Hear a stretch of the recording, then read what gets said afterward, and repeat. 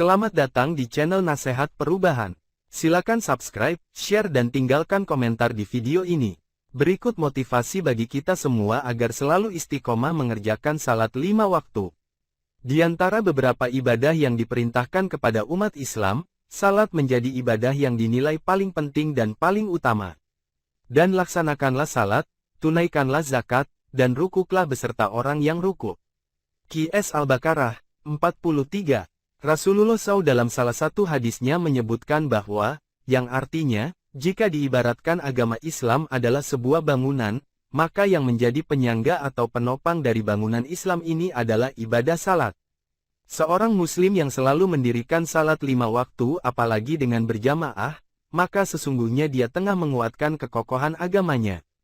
Demikian juga sebaliknya, seseorang yang sering meninggalkan salat, maka sungguh ia telah merobohkan agama Islam karena kekokohan suatu bangunan akan terus berkurang seiring dengan hilangnya pilar-pilar penyangganya.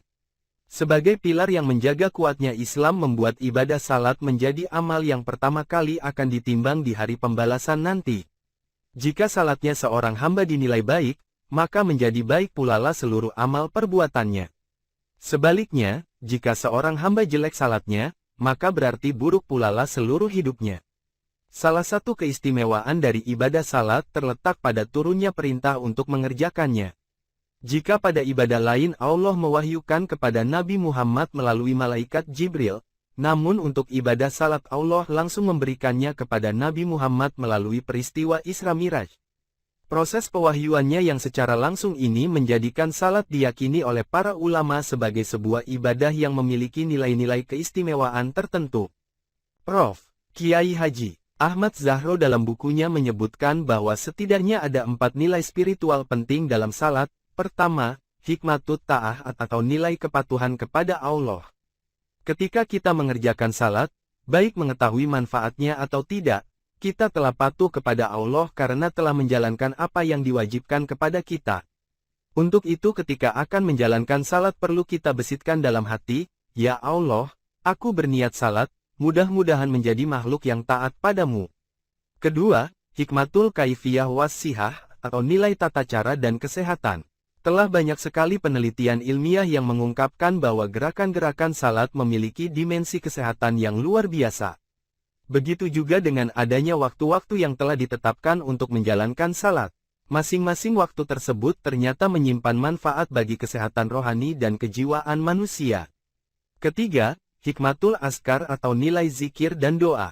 Bacaan-bacaan dalam salat sebenarnya merupakan permohonan atau doa kita kepada Allah agar mendapat kemaslahatan dunia dan akhirat. Ditambah lagi ketika menjalankan salat, seseorang sedang berada pada posisi terdekatnya dengan Allah Subhanahu wa Ta'ala. Namun sayangnya kesempatan ini kadang kita hilangkan sendiri karena pikiran yang tidak fokus pada apa yang kita baca ketika salat. Oleh karena itu untuk mendapat hikmah ini maka belajar untuk memahami apa yang kita baca saat salat menjadi hal yang sangat perlu kita lakukan agar bisa khusyuk dan pikiran tidak melayang kemana-mana. Keempat, hikmah akibah wa kurbah yaitu nilai efek kedekatan kepada Allah. Dalam Al-Quran disebutkan, yang artinya, sesungguhnya salat itu mencegah dari perbuatan-perbuatan, keji dan mungkar. Qs Al-Ankabut 45. Seseorang yang mengerjakan salat dengan sebaik-baiknya insya Allah akan tercegah dari keinginan untuk berbuat keji maupun mungkar karena salat memiliki hikmah berupa efek kedekatan kepada Allah. Jika ada yang sudah salat namun masih tetap mengerjakan kejelekan, maka orang tersebut salatnya perlu dievaluasi kembali karena belum mampu mencegahnya dari perbuatan keji dan mungkar tersebut.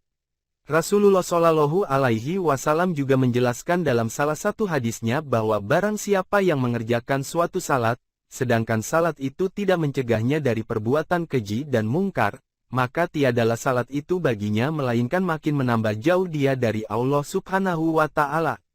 Ibnu Katsir mengutip beberapa pendapat ulama menjelaskan bahwa sesungguhnya di dalam salat itu terkandung 3 pekerti, setiap salat yang tidak mengandung salah satu dari ketiga pekerti tersebut bukan salat namanya, yaitu ikhlas, khusyuk, dan zikrullah, mengingat Allah.